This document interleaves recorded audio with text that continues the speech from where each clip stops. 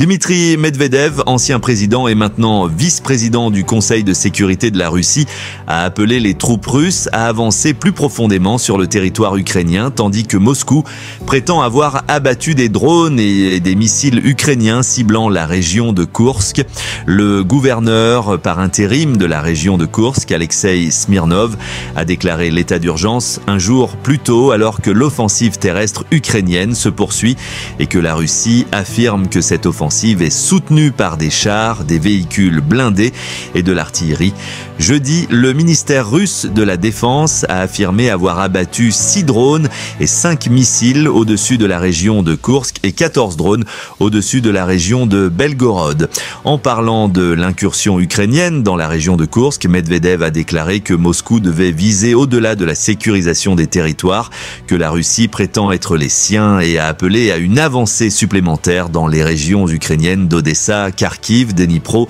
Mykolaïv et Kiev. Le président russe Vladimir Poutine a précédemment accusé Kiev de lancer des missiles contre des civils et des cibles résidentielles dans la région, tandis que les blogueurs pro-guerre russes ont déclaré qu'un certain nombre de villages avaient été pris par les forces ukrainiennes alors qu'elles avançaient en territoire russe. Mercredi, Poutine a déclaré que cette opération militaire était une autre grande provocation. Les responsables ukrainiens n'ont pas commenté l'incursion signalée à Koursk, mais le président ukrainien Volodymyr Zelensky a déclaré un jour plus tôt qu'il était important de continuer à détruire l'ennemi. Plus il y aura de pression sur la Russie, plus la paix se rapproche, a-t-il dit.